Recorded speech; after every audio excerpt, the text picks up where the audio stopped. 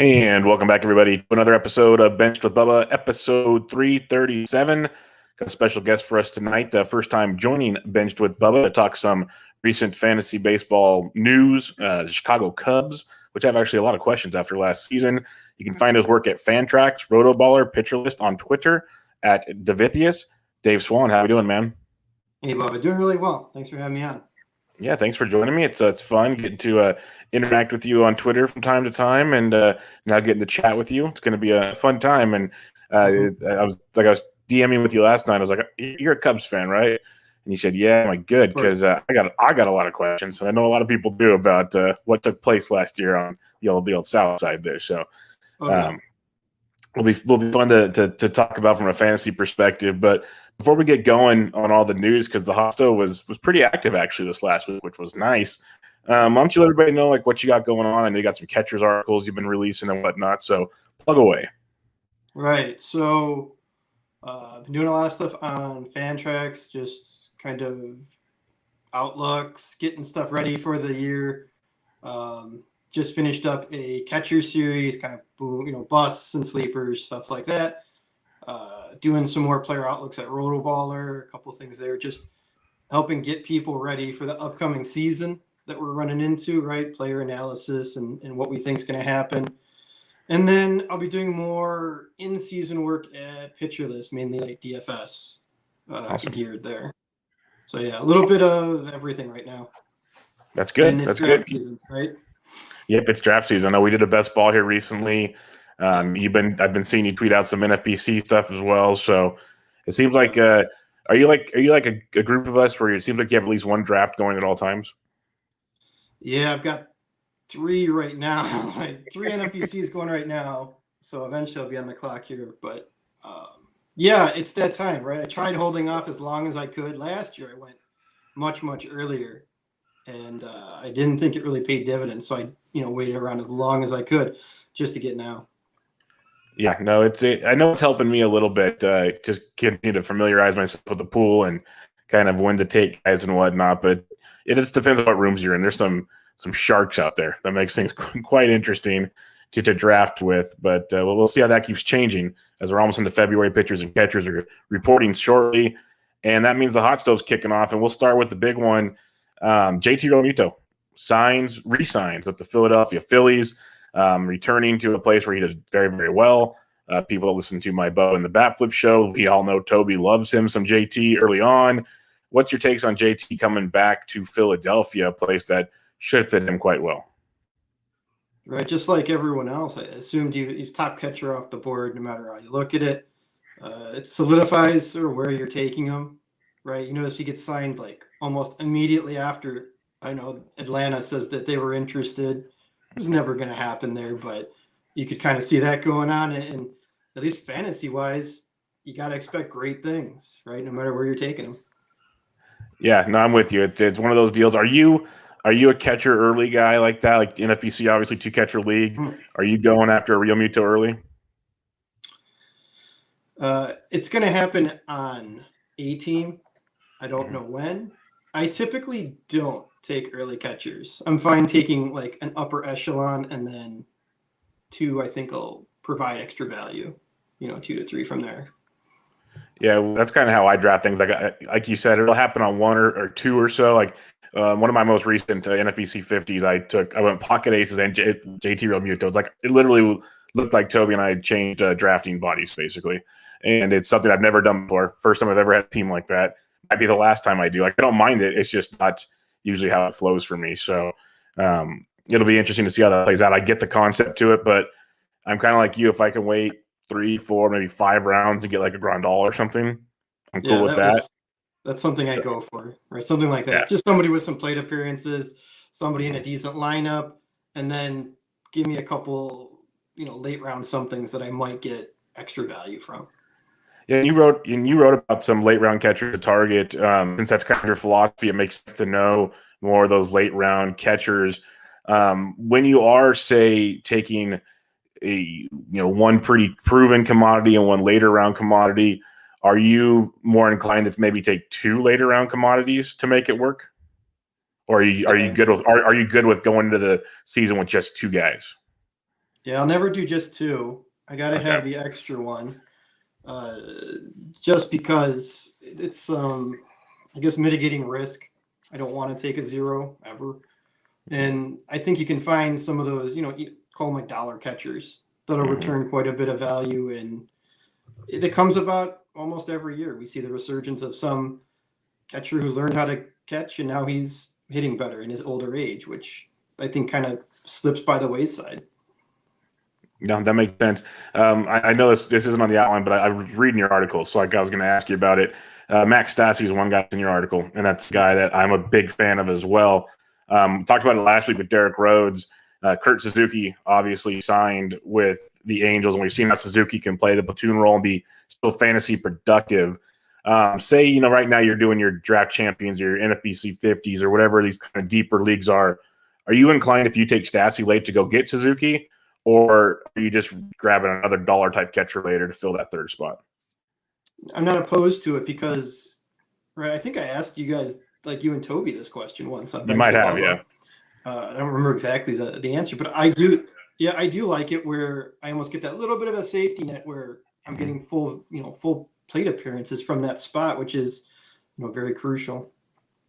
Yeah, no, it makes a lot of sense. That's why I figured I'd ask you that one because we seem to share a similar catching philosophy. And I've actually done that in a couple of DCs where I got Stassi. I grabbed Suzuki later on once that was made official.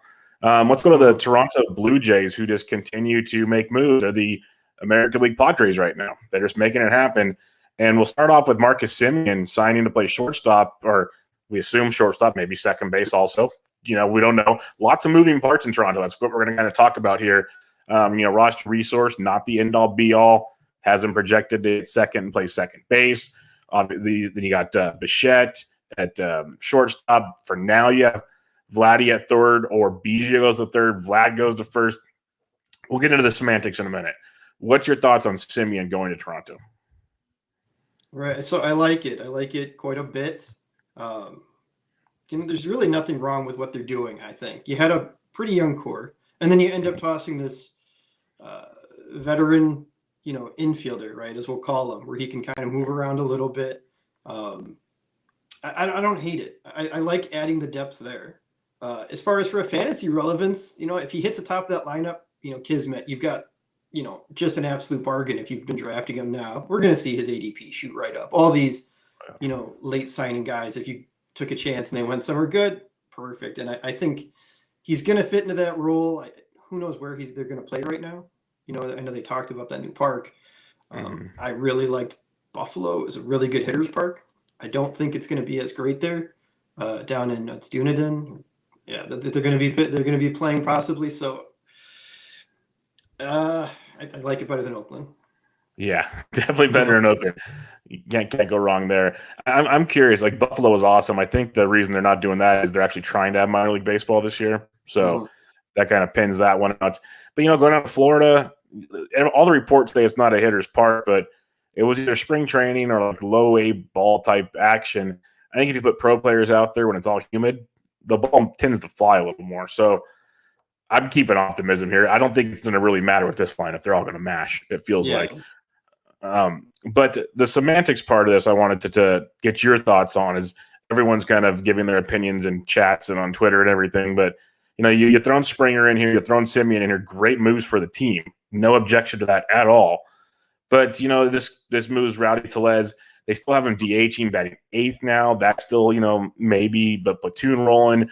Grichuk now moves to the bench, maybe in a platoon to DH or play in the outfield. Lots of moving parts here. So how are you addressing some of these kind of not main commodities on the team, but the kind of secondary commodities that about 3 weeks ago we all were drafting Tellez and Grichuk, pretty happy about it? Yeah, no, you're right on with that. I think in the earlier ones, I looked at like Alejandro Kirk in my catcher, thing, and I was like, is he a bust? Is he is he a sleeper? Like, where is he now? And now you're returning very little value, unless there's an injury or something. If you're a good player in a good lineup, I think you're going to rise to the top. And, if I had to put him in a place and putting him in that lineup, that's going to be a strong finishing lineup. So I can't imagine it's going to be terrible.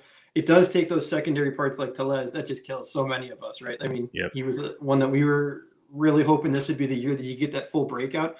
And it's still not to say that he's playing time and injury away from stepping up and having a huge year and giving us good value. And I mean, stranger things have happened. And if he gets out there and he's mashing like we all thought he could, he's going to play his way into the lineup. Just where's he going to go? I get it. No, and that's the hardest part. Like, would you be willing to use a draft pick right now on a Tellez or a Grichuk with all the kind of questions surrounding them? Sure. In a DC, yeah. A 12 team like an OC, probably not. I mean, I feel like I can probably pick him up later. You know, if I see him start to go off, I'd rather probably go somewhere else, unfortunately. Best ball, that's sure. Yeah, it's kind of where I'm thinking, because I'm with you on the fact that we see so many injuries take place. Like, I just looked at Tellez's month of January. His ADP is 228 in DCs, but the lowest he's gone is 265. I'm pretty sure that's pretty recently, I'd imagine. Yeah. And I'm with you, because injuries will happen. We've seen Tellez in the past. He really hasn't started out the season with the big club the last 2 years, but finishes with a bang. So there's chances there. I think you made a really good point that I think people aren't really getting to yet, is in redraft leagues with Fab and everything, there's a good chance he doesn't get drafted, and then you can pick him up off the wire. So something to think about there. Sure. It's going to be interesting. That to say the least, going to be very interesting, because, man, I had a lot of shares of Tellez. I was actually signed up to write the sleepers article for Tellez on Rotoballer, and I'm just hesitant to write it now because I'm like, what are we doing here?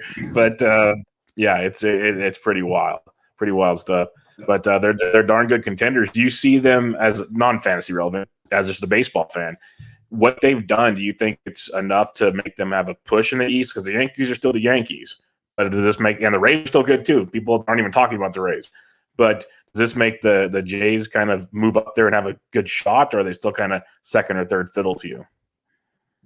Right. You know, so adding all this, at offense is a good thing. We're talking about the Yankees. That's a very suspect pitching staff, right? Mm-hmm. We don't know what we're going to get from it 100% yet. I mean, there's some good parts to there in theory, but we'll kind of see how that plays out. All things considered. The Rays, you know, they're a team that, you know, is consistent, and they should be pretty good too. We'll see how their staff shapes out too. You know, at least they're making those moves, and I think they're getting closer and closer to contending. And if nothing else, you know, the Springer, you know, it allows them to do more and more. And I still don't think they're going to get Bauer, but, you know, putting all these pieces in there kind of says to the next guy, you know, come on over. You know, we're building something better and better. Nobody wants to sign with a bad team for the most part. That's a great point. And you know, Springer coming over does show that guys are willing to spend money on talented veterans, which is good. So that's a very good point, because before him and a couple other smaller pieces, it was just a young bunch of like kind of ragtag guys just going out there and doing things and having fun, playing good baseball. Right? But it's like, yeah, who wants to? You know, you never know. Some veterans aren't looking for that at that point in time. The other move the Jays made, and pitching's always been a question mark there. Hyun-Jin Ryu last year came over and pitched really good. You know, they got Robbie Ray last year, suspect. They're waiting for Nate Pearson, but they went and traded for Steven Matz. And as much as people want to make fun of Steven Matz, and a lot of it's valid, he does go out there and give you innings most of the time. So what's your thoughts on Steven Matz? Because this is a rough division to pitch in every day. It is, and right, he got crushed last year quite a few times. I don't think, you know, we're going to look at that ERA, the FIP, and everything, and people are going to assume that's Steven Matz, and it's really not. I mean, he's still been a very good pitcher over a very usable pitcher, I'd say, even if it's a mid to back end rotation like he's slated to be for the Jays. I do think maybe he was, you know, obviously slightly unlucky there. He is going to face, you know, massive bats, so that's kind of scary. I'll take him as, you know, a streamer, but I'm not taking him anywhere. 12 teamer, there's no way, obviously. It's just not possible. No, he's one that, yeah, he's a streaming option in season in a redraft type league. But the question I'll direct your way is, you know, I had Derek Rhodes on last week talking best ball. We did a best ball draft. You're doing other best ball. I saw you're signed up for one of their live shows coming up here for the BB10s. Oh, yeah. So not in the BB10 because of the you know, roster size and whatnot. But say you're doing an NFBC 50 or a draft champion, 50 rounds. Is Matt's a guy you're willing to try then, knowing you need that pitching depth, and he's going to most likely be there, and you have a chance to use him here and there when he has good spots? Absolutely. Okay. I think partly he got maybe a touch unlucky. He threw this sinker. They had like a crazy launch angle. That's a pitch that he's really trying to get ground balls, and it just didn't do it this year. But in the course of his career, it was. So, I think if he's even regressing to the mean somewhat, you're going to get sort of, it's not quite what we saw, last year. It's probably somewhere more towards his track record. And like I said, he's usable in spots. Yeah. He's going to be very usable. And a deep roster, I would take him, as we just alluded, that's a team that's trying to go for it. There could be a chance for some additional wins from, I don't know exactly where he's going, but I'm sure it's 400s or something. I'll give you a rough number right here. Let me get to the pitchers page. But while I do that, I will say I'll take full blame. I was drafting him late in drafts last year, hoping he'd keep going, but it didn't work. His ADP is 563, as low as 692, as high as 404. So he's basically free right now. Yep. So, sure. Yeah. At that price, innings are valuable. Yep, I'm with you there. Let's go to those San Diego Padres. They've been rocking and rolling, and every time you think their team's full, they don't think it's full. They just keep adding on, and it's good for them, not so great for the fantasy world. They went and signed Jerickson Profar, a guy that's been playing really well, especially the last year, starting to find his legs. Still, it's crazy to think he's going to be 28 soon. I remember when he was a prospect for the Rangers, and now it seems like forever ago. But he's 28 years old. I personally was hoping he'd land somewhere with everyday playing time. Right now, he's going to be platooning. You have Cronenworth. You have Hung-Sung Kim. This whole smorgasbord there that you kind of envision the three of them switching around with occasional outfield play here and there for Profar and maybe Cronenworth. What's your take on Profar coming to San Diego and how it affects kind of that mix of players there? All right. So I did a write-up on Kim, and I watched a lot of KBO last year. I got into some KBO DFS quite a bit. Nice. So I know quite a bit about him, and it's strange. I think he's going to have an issue with fastball velocity right away. It's much harder and faster here. And I think the sooner he adjusts to that, the better. And I have a feeling the Padres probably understand that he's going to start maybe a little slower and pick up as the season goes. I could definitely see that. As far as Profar, we kind of always seem to talk about him in the infield, but last year he played more in the outfield than he did the infield. And I think he's probably going to spell guys like Will Myers, and we still don't really have a 100% clear option on what's going on with Pham. And that kind of worries me a little bit. I haven't looked into exactly what's wrong with him, but and they actually gave him quite a long deal, right? And he offseason where everybody's getting 1-year deals. What do you get, a 3-year deal? Yeah, they took care of him. Yeah, for them to take that kind of commitment to him, and he is still somewhat of a young guy. I think he's going to see significant playing time, and it's going to take away from sort of like the Blue Jays, everyone as a whole, maybe some infield, maybe some outfield. Cronenworth, I think, will just be the super utility, and this will be, I guess, 2 super utilities. Very Dodger-esque, lots of pieces, and you're going to see players' efficiency maximized here with where they're used, which, very good thing for everyday baseball. Fantasy, it sucks. Yeah. Do you see yourself, obviously the deeper the league, and if guys fall, there's always some validity to them, especially with the multi-position eligibility that these guys will bring to the table for you. But just kind of in a redraft, a 12-team OC, do you see yourself taking the chance on a Cronenworth or a Profar, because they're not coming at a premium anymore, but they're still coming at a pretty decent draft price. Like I've seen Cronenworth go in the top 200, Profar around 200 to 220. Like you're still having to pay a little bit for them. Yeah, it's going on an OC I have, and I queued him in there. Is like, what am I going to do with this guy? Where am I going to go with him? But I was chasing, outfield, second base, and I'm like, this could, at least fit either way. It's going to be a little bit team construction oriented for me. For if I had to have something in that spot, I still think he's going to produce somewhat, but I'm a little skeptical until I see a path. And while I think he's good, I just don't know if I can take him in a 12-teamer every time. Yeah, I'm with you, and that's the hard part, because like we said with the Jays, and it happens with every team, is injuries will happen. So these guys all of a sudden will have runs probably month to 2 months where they're playing every day, not worrying about things, and all of a sudden they're fantasy gold again, like Cronenworth was at points last year. And you mentioned super utility. The thing that comes to mind with Cronenworth, and I know Madden's coaching, and Anaheim, so not here, but he feels like a Ben Zobrist type. Like he's just going to be that guy for the next 7 years. I like that sound for sure. He just feels like he's this kind of almost the mold of a Ben Zobrist. So, and he was very fantasy relevant. He really was. So it's kind of one of those deals. I think if you have like a single standalone league, it's kind of tough. But if you're like in an overall where you know that if these guys are starting every day, they're going like 50 to 60 picks sooner. That's the kind of boom type play that can change your lineup type deal. So it's kind of something to monitor, like you said. Obviously, spring training, hopefully starting here in a few weeks, we'll start getting some, guys talking a little bit more, and we kind of get an idea of what's taking place. But for now, it's tricky because I know you see the same thing I did. You just mentioned it. I'll be in a draft room and I'll see that name there. Then it comes back to my pick. I still see that name there, and I'm like, I can't do it, and it's still there. It's like, that's where I'm sitting. Oh man, happens all the time. Let's go to my San Francisco Giants here. They surprised me with this one because I know Farhan is kind of planning for next year as they're losing like over $100 million in salaries next year, and another like 30 or 40 the following year. So he's playing the long game right now. But he went and put some money, like a 3-year deal on Tommy La Stella. And I love La Stella. I love what he does to a team, second base, third base, can play around the infield for you, can lead off. The question I have for you is La Stella an interest for you with the Giants, who have literally Farhan built the Dodgers the way they are. He's building the Giants where they are a massive platoon team right now. So what's your takes on a guy like Tommy La Stella?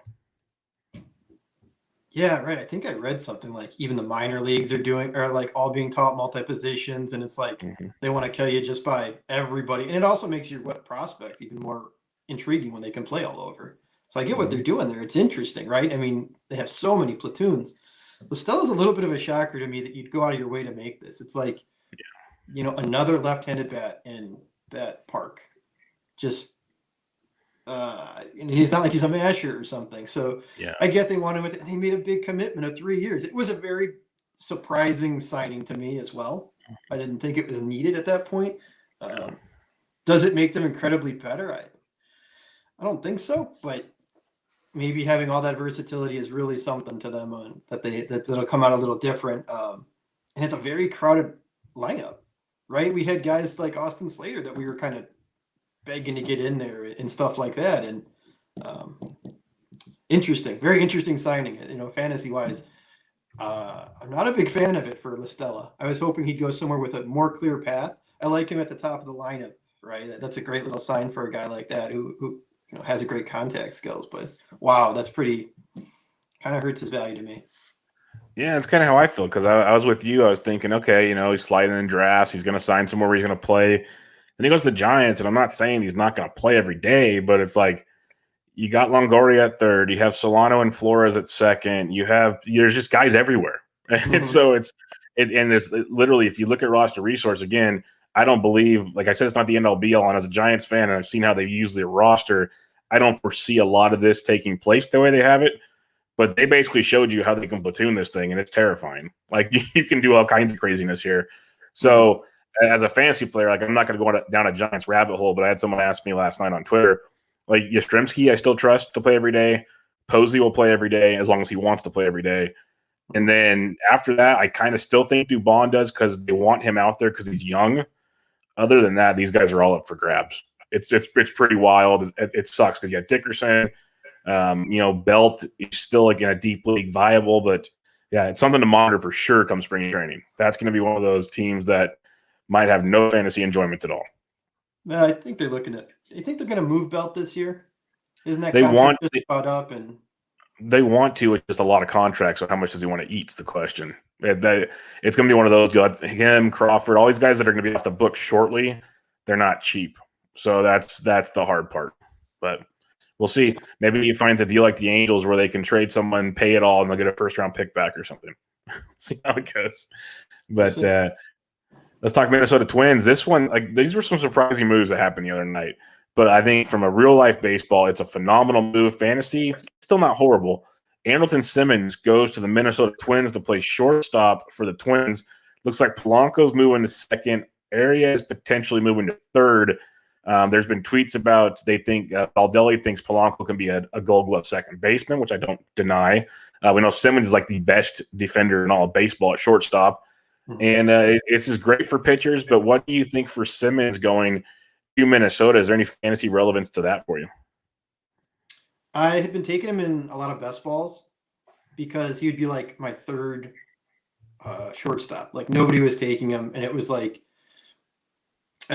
injuries, a bunch of zeros, and they're bad weeks, and you've got this guy who just plays every single day, Gold Glove, shortstop, and he's just going to, even if it's producing a little something. So I liked him for best ball.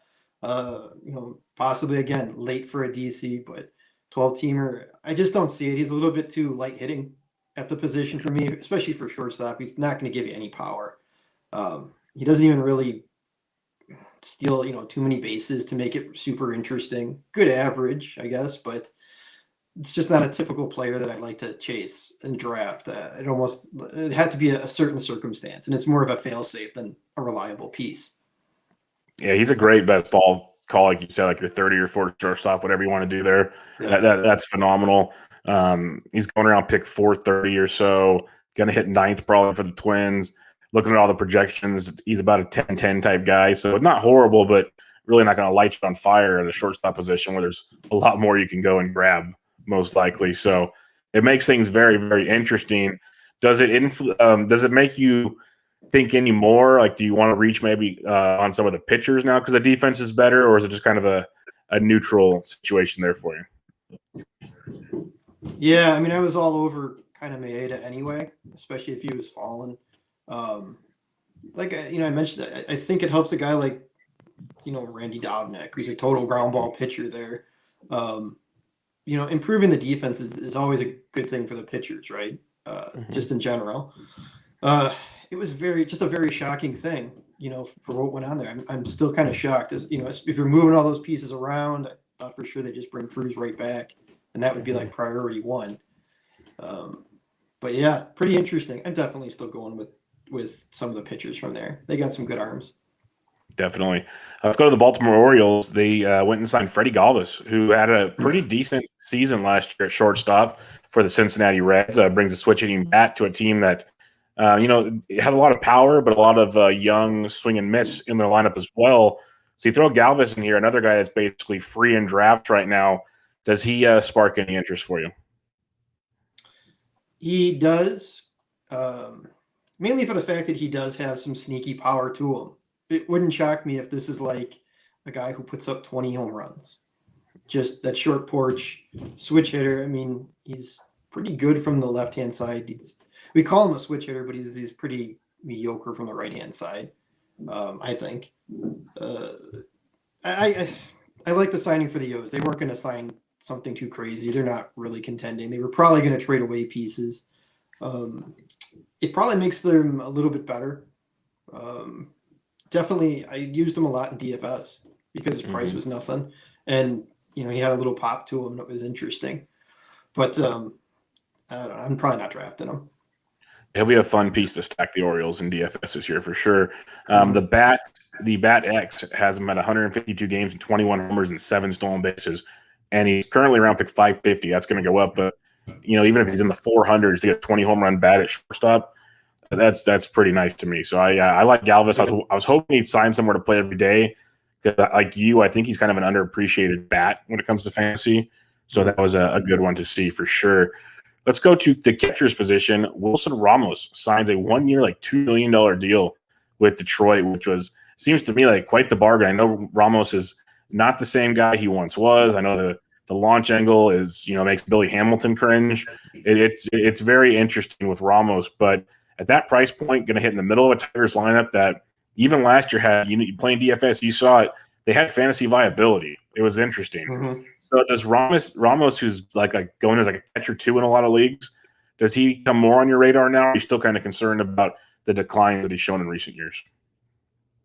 Yeah, I mean, if I had him in Detroit when I was writing the sleeper article, I probably would have put him in there, especially at that price. Like when I saw that he went there, I'm like, oh, perfect. This is a team that could use this guy, even if he hits middle of the order. I'm not saying 3, but he could hit, much higher than 9 or 8, wherever you see most of these catchers. He could fix it. That ballpark, allows quite a bit of batting average just on its depth and stuff. He probably won't hit a lot of home runs, but he wasn't anyway, for the most part. I mean, he wasn't a complete masher. I love the option for a catcher too here, especially given that ADP, and it's going to rise, but definitely a great little option here for Detroit. When I saw he signed, I kind of lit up and was like, there we go. That's one I want to put on my list of, in the draft. Yep, 100% with you. He's a guy that was like, I think 2 years ago, I had him as like a top 5 catcher in my rankings, and then obviously things have kind of downward spiraled. But to me, he's still good. And I look at the projections; they have him around 10 homers, hitting around 250 to 260 for a catcher. That you're getting between 350 and 400 in a draft. That's outstanding to me. So I'm a big fan of that. I think his price tag will rise, like you said, now that he has a home and he's going to be the everyday guy. It changes things, but still, even if he's going late 200s, early 300s, phenomenal catcher too. I'm a big fan of that as well.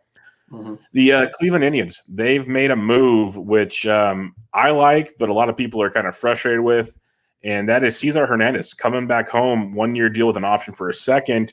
Going to be leading off most likely, just like he did last year a lot. It pushes, Andres Jimenez back in the lineup or maybe to the minors. They're talking about trading Rosario now. But Hernandez back in Cleveland, what does that do for you from a fantasy standpoint? Another guy that's basically free in drafts right now. Yeah, like most, it was a head scratcher to me on why they put him in. He's definitely always very underappreciated. It's just kind of always been the thing because he's a little bit light hitting, but he's an OBP machine.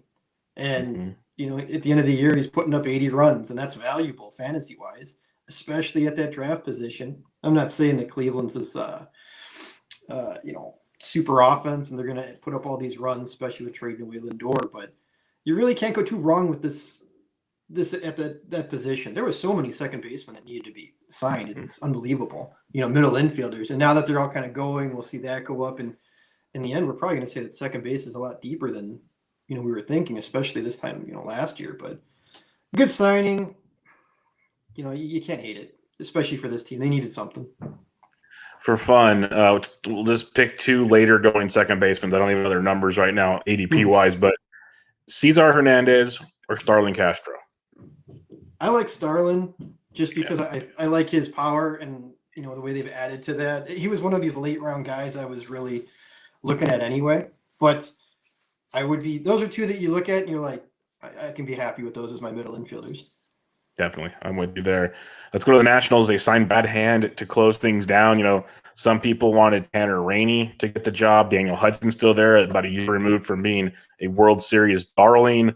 Brad Hand, everyone knows that pays attention to fantasy baseball. The velocity dropped a ton, but he was still striking guys out last year. I think he led or was second in baseball in saves last year.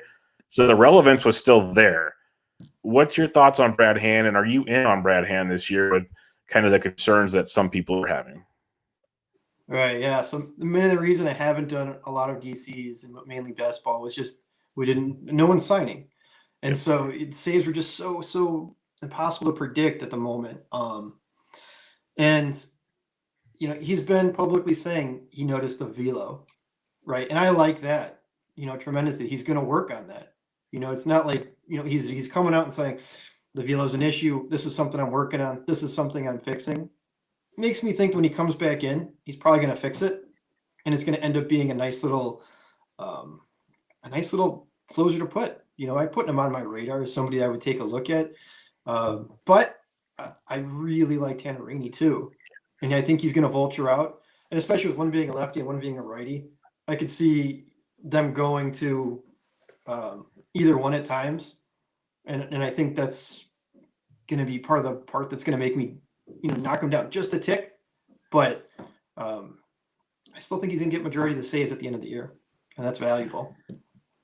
Yeah, I think you're right. That's what I got to keep telling myself, that Hand's the closer. Until he's broken for sure, I got to kind of trust that he's making it work type thing.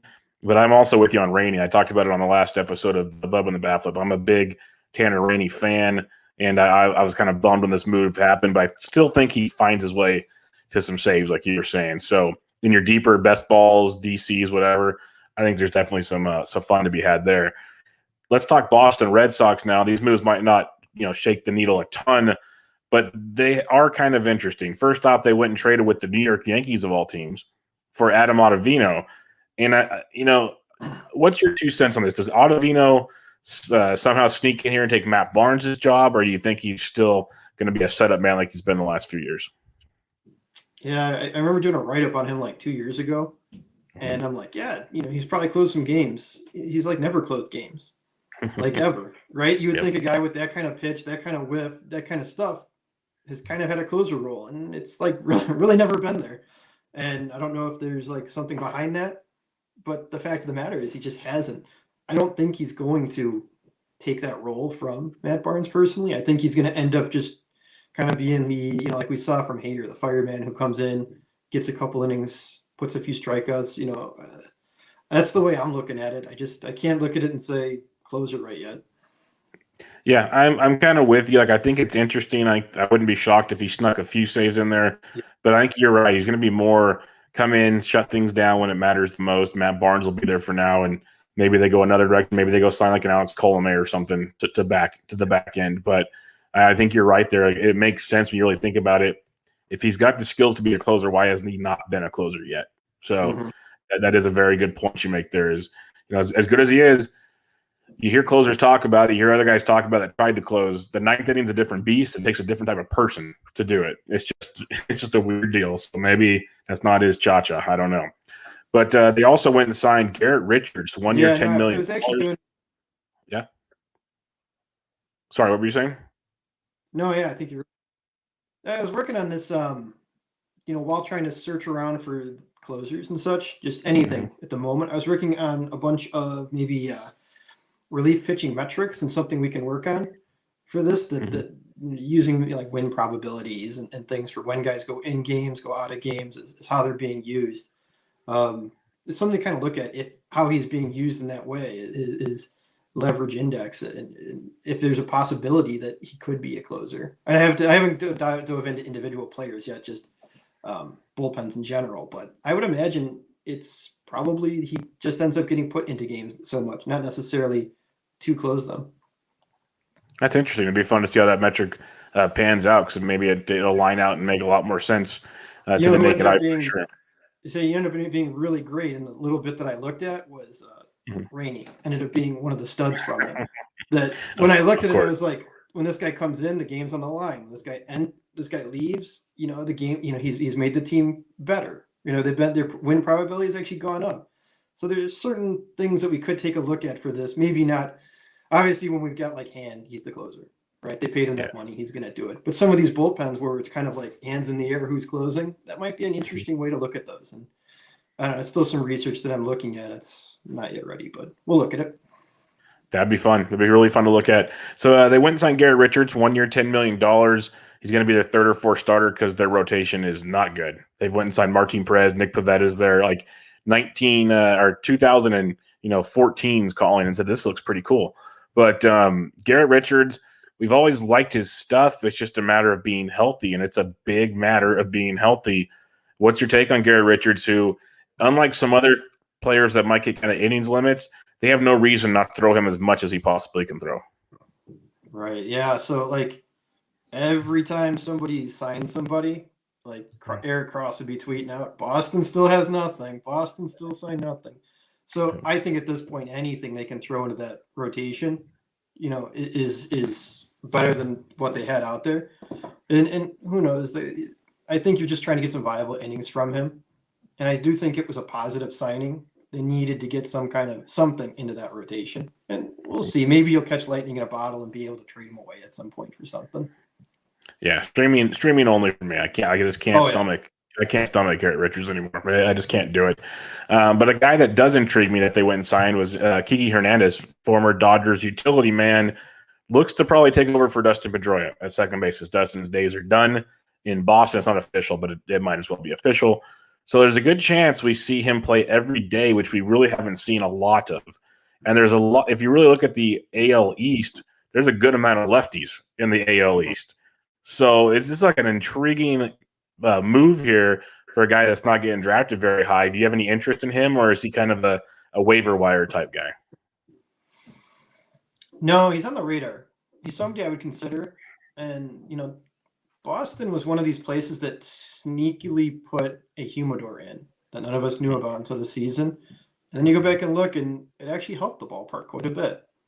And a guy like this, no one's really talking about. It's suppressed. there's a really good chance for like a high return on investment on this one if he ends up doing something. You're getting him for very little. He intrigues me almost. I'd consider him in any format as that last round sort of guy that I would just toss on my bench and see what could be, and even a 12 team. If not, I cut him and I move on. But Yeah. I think there's something that could be there on this guy. Yeah, it'll be interesting with him. I'm curious if they do actually play him every day, which I think they should.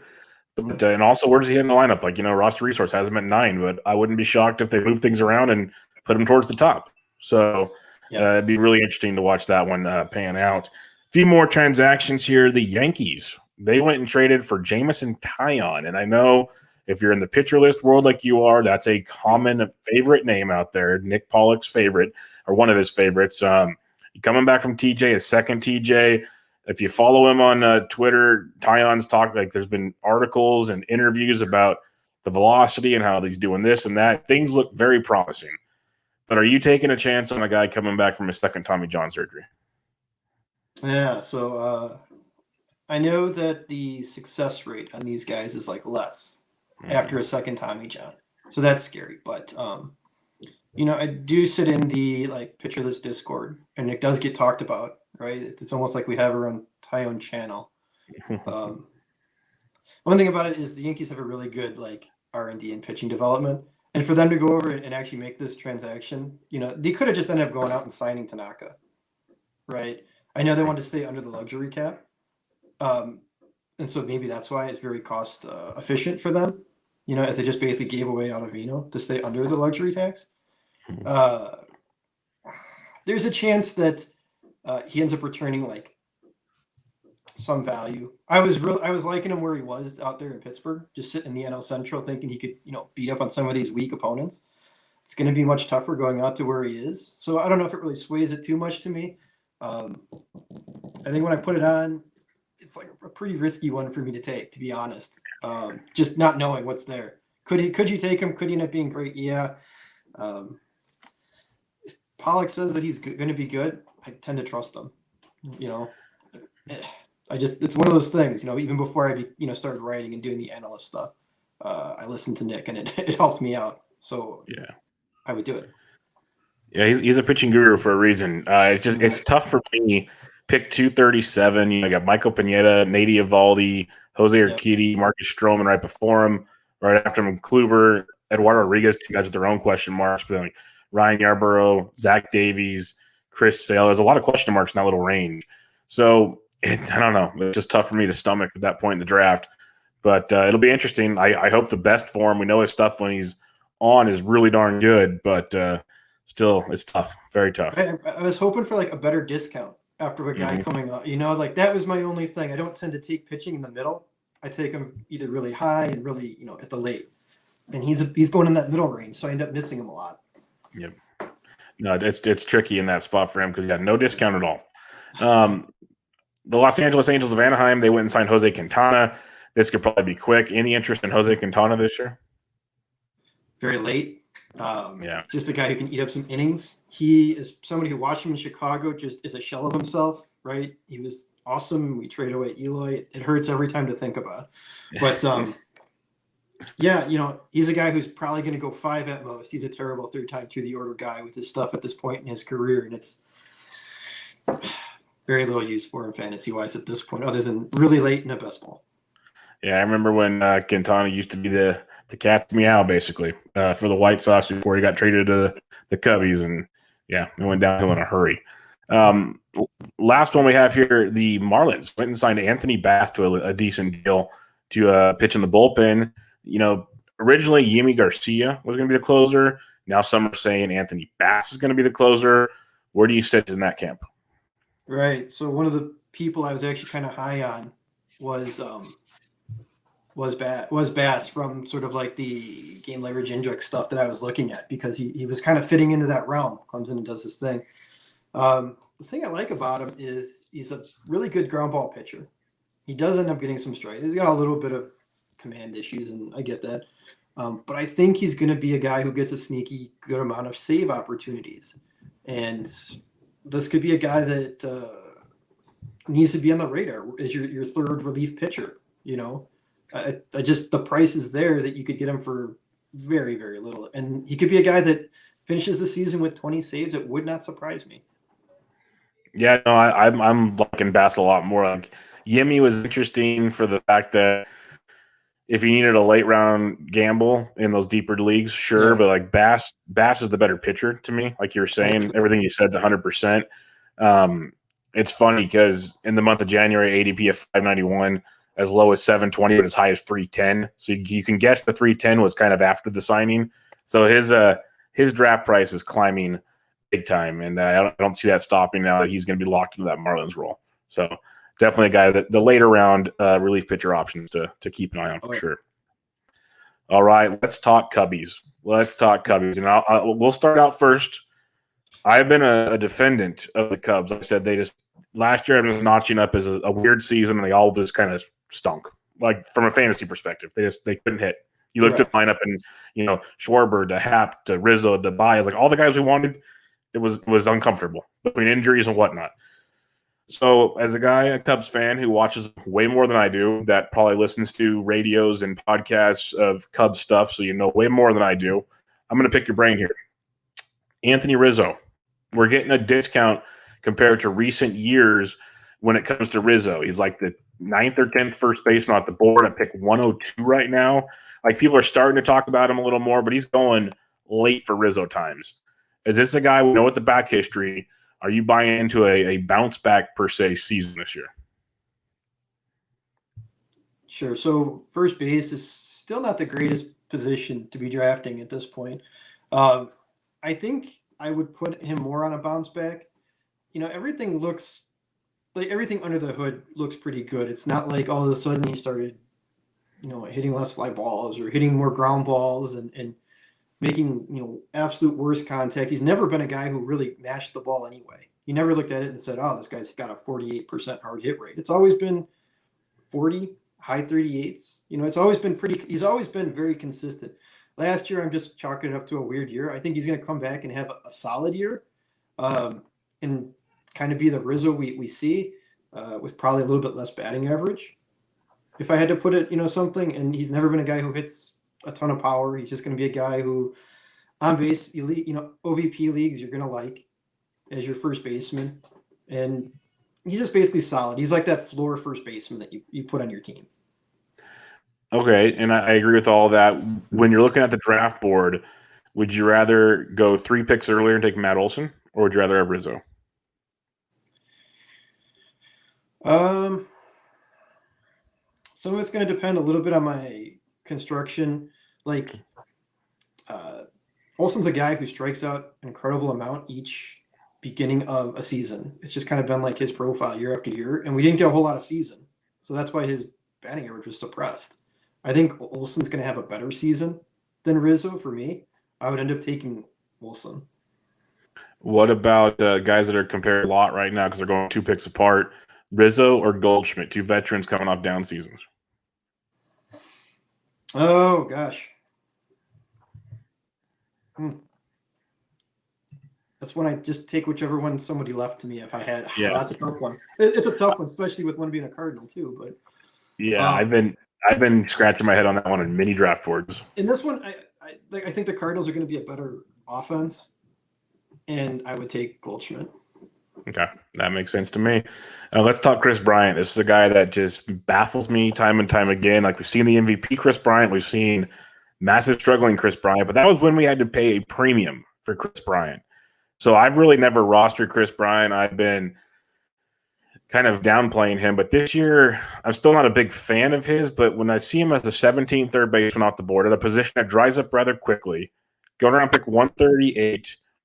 He doesn't have Joe Madden having him leading off. I know Ross was there last year, but I was never a fan of him leading off either. What's your thoughts on Chris Bryant this year? I believe he's going into a contract year. He's pretty motivated.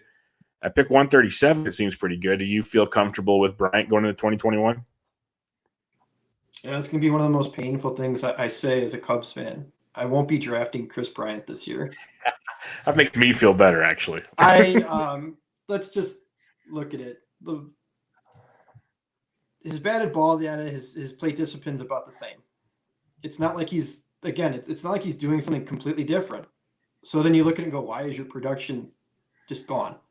but because you're not hitting the ball hard anymore. You're not barreling the ball anymore. You've replaced it with all kinds of weak contact. I just see the trajectory of getting worse every year since that injury. And I just can't look at it and say, this is the year he's, why would you just pop up out of nowhere? Maybe he's getting healthier and healthier, and it'd have to be some crazy report. And I know he's going super late, and I see him. I just can't do it. I can't pull the trigger. There's just too many things that make me think this is a guy trending downward. And, the Cubs are trading away everything. Darvish and, everything's on the block. Those guys are their development team is very good too. They put a lot of money into it. Why would you trade away all your really good assets if you thought your core was still good? True. You didn't. You think your core is rotten, and you've got him on. He's on the block. He could be a Blue Jay next week if Simeon didn't sign, or so. He could be. He could be a Met before we know it. There's all these things that could happen, and for that, can't do it. Yeah, it's tough. It's tough. I'm with you. I'm glad it kind of makes me feel better because I've been taking Brian Hayes right next to him in many drafts. So that makes me happy. Let's go to the catcher, Wilson Contreras, a guy that's been a fantasy stud, kind of stumbled a couple years ago, looked much better in recent years also. We know the talent level is really good. It's just consistency hasn't been there. He's the fourth catcher off the board right now at pick 132. Where do you see him as a fantasy catcher this year? Do you have him higher than that, lower than that? I know he's a massive trade discussion piece as well. Right. And for me, I've got him up there. He's in my top 5. You put him in the top 5 for me, basically, is where I'm putting him. Because I don't trust if you read my piece, I don't trust Darno. Yeah. That's the guy I'm just not trusting to have a good year. So he sits in my top 5, and the good thing about him is he's a really good fielder. He's got a really strong arm, like you can't believe. He's pretty good at framing. He's gotten better because he wasn't a true catcher coming up. Well-rounded. He's going to be in all the time. The at-bats are going to be plenty. He's got the ability to put 20-plus home runs out there. He could have a good average. I think he's just going to sit around that 240, 250 average, which is about catcher average if we look at it. So to me, I still keep him in the. He's going to produce. And if he gets traded, it's going to be to a good team. He's not getting traded to a bad team. So that's a good point. Either way, he's going to be in a good situation if he gets traded. If not, he's still going to be hitting at the top of that lineup, and with some good parts to it, not entirely a great offense, but he can put it up. He's catcher is the least safe position, and I think he's still going to end up being able to produce for us either way. And I think that's a good point you make because some people mentioned the trade situation and the fact that if he does get traded, it'll be to a good team. The Pirates aren't trading for Wilson Contreras. So that makes a lot of sense. That's why he was linked to the Angels for a while, a good team that's trying to contend. That makes a lot of sense there. Let's talk about your leadoff hitter, Ian Happ. The skill set's very good. The consistency has not been there. But when he hits the ball hard, he hits it really hard. We know there's power there, a little bit of speed per se. Good OBP guy for sure. What are your thoughts on him this year? Because a lot of people are kind of thinking breakout, big season from Happ. He had that the breakout was coming last year. My Fantrax counterpart, Dave Mendelson, wrote a really good piece on Ian Happ, and it was basically just saying, he was doing his thing. He got hit in the eye. Ever since then, you kind of saw a wishy-washy version of him. And they have worked really hard with him. And he's still a young guy, kind of blossoming into where he could be. I still think he's a guy I wouldn't say I target. I don't really love targeting guys in drafts, but he's going to be able to get you, quite a bit of home runs. He does have the ability to steal some bases. It's just going to come with a little bit of a depressed batting average based on just how he is, and he strikes out a little bit. But I think he's a very viable fantasy asset, especially at his ADP. Yeah, he has great ADP. It's I just had it right here, 163. I've been finding myself when I'm looking at outfielders at that point. There's Anthony Santander, who I like. Don't get me wrong, but I think Happ's got some appeal as well. Ryan Mountcastle, I think he's going too early. I think the skills are there. Maybe another year or so. I'm not quite there yet. You got Nick Solak, who I'll take Happ over Solak for power wise for sure. Leody Tavares, if you're begging for steals, sure. But where Happ's going, he stands out as kind of a nice spot in that range right there. So big fan of that. And let's talk shortstop. We know it's a deep position, like we talked about.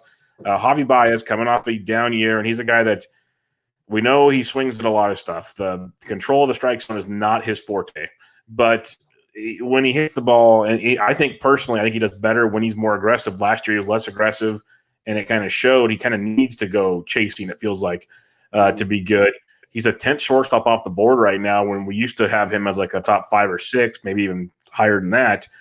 Do you see Baez kind of following the trend here and like regaining some of that top 5 shortstop stuff, or is what we saw last year more what we should be expecting? Yeah, so some players you can just wipe 2020 away. I've seen it with like Austin Meadows. I would wipe some of Baez's 2020 away.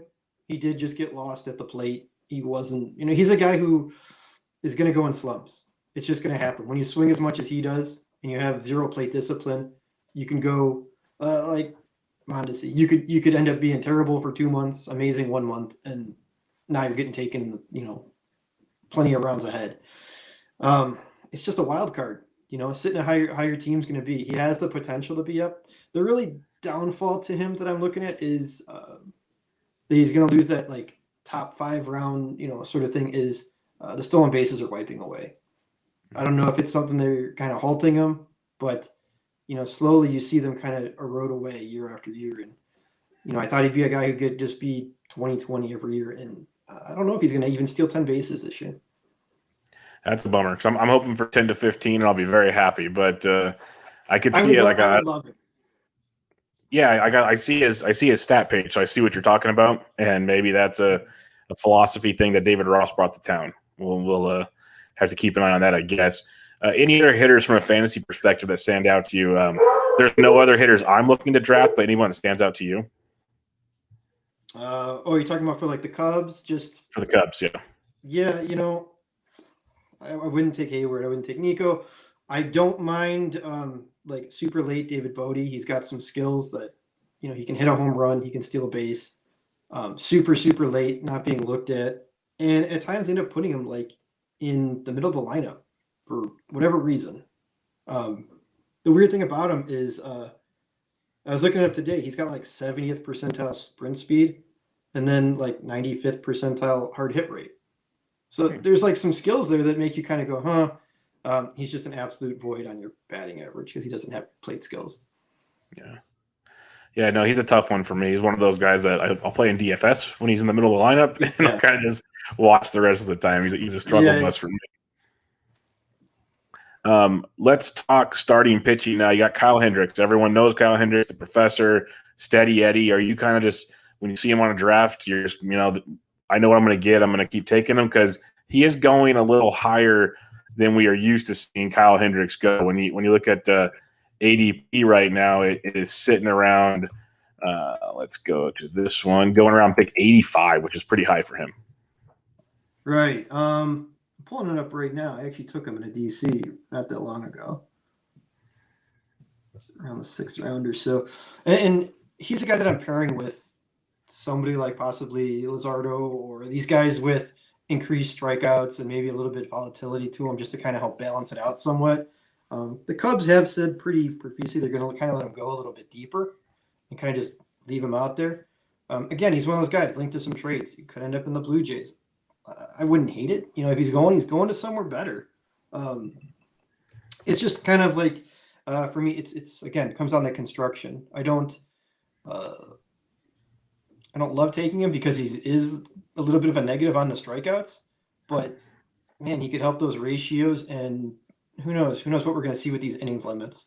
I could see these upper echelon guys just, instead of pitching 200, pitch 180, and this guy who pitches 165 or something be pretty valuable too. And I think that's one reason why he's going up there is we kind of know we can pencil in. He's going to get his innings. If you just get your strikeouts elsewhere, I think he's pretty darn solid. But it is tougher at that point in the draft compared to usual. Yeah. Let's talk about your closer or potential closer. I'm not going to say closer because it was wishy-washy last year. But when Craig Kimbrell got taken out of the role, got put in the 7th and 8th to get his head right, he started looking like the Craig Kimbrell of old. In the end, had an overall decent season. Looks to be back in there in the closing role, and he's going around pick 178 right now. Do you believe in Craig Kimbrell enough to draft him this year as a Cubs closer? So this is definitely a piece I think they're looking to trade. And the knock on him is just the velo went away and it was throwing everything off and he was just getting smashed. And then you kind of saw it come back a little bit and he ended up being a viable closer at the end, which was really nice because they were looking to trade him. And I think the Cubs are just praying, fingers crossed, that he can keep that velo up, keep it going till at least they can end up trading him somewhere. And that's kind of my take on him. I think he could end up getting you some saves right away. The team's not going to be great, but it'll be enough to get you something. And then I think he's going to end up being moved if they can. Interesting. Very interesting. If Kimbrell gets moved, is it Rowan Wick again? Do you think Dwayne Underwood gets the job? Who do you see being the front runner for saves if Kimbrell's out of the way? Yeah, I think it's going to go to Wick. I don't know if the bullpen that they've shown right now is exactly what they're going to have. Maybe they end up putting some more. There's some guys they have down the farm that are decent that could come up, and I think first shot's going to go to Wick though. Okay. Any other starting pitchers or relievers that should be fantasy relevant? They acquired Davies. Alec Mills had his moments last year. Also, a young arm that's intriguing. Anybody else stand out as fantasy relevant for you? Yeah, so the Cubs actually have the lowest projected WAR for starting pitchers in the major leagues, which is kind of shocking to me, I thought. But so it's hard to say intriguing. I do like Esley a little bit, especially like late in a best ball. I've been taking him there. And I had actually been reading about him like last year, earlier in the year, that he was working on introducing, I think it was his sinker.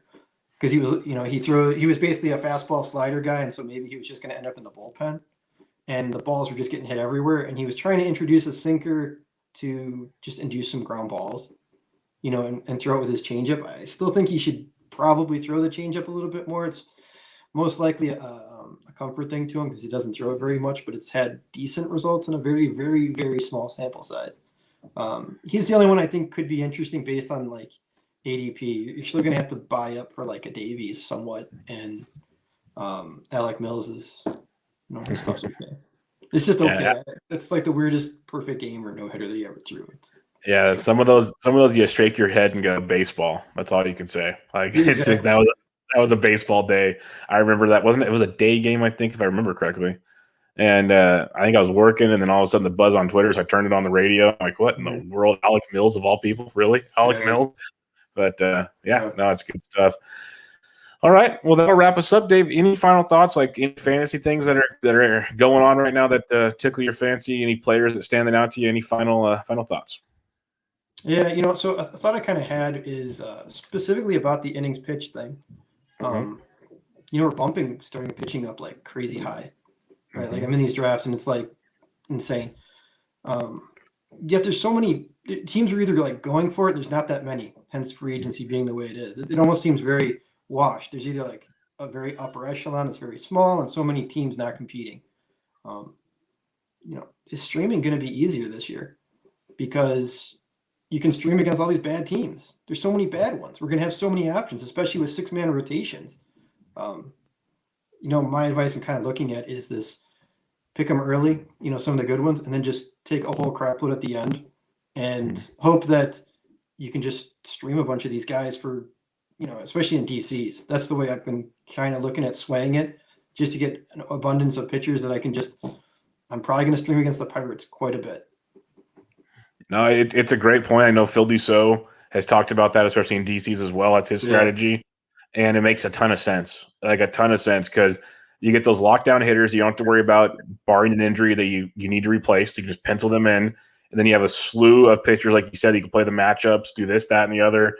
And then, some of them just come out of nowhere and are studs. Like it makes a ton of sense what you're saying.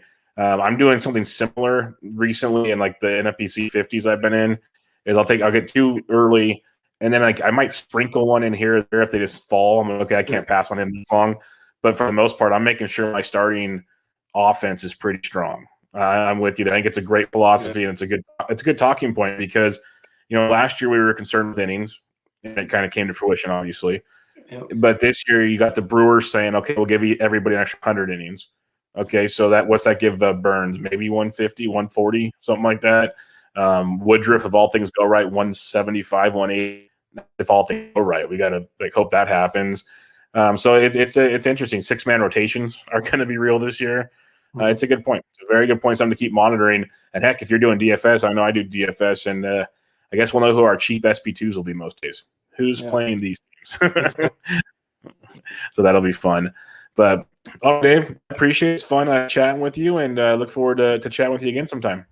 Yeah, thanks a lot, Bubba. I appreciate it. All right, everybody, check out Dave on Twitter at Davithius, DAVITHIUS. He's over at Fantrax, Rotoballer, and Pitcher List. This was episode 337. Catch you guys later.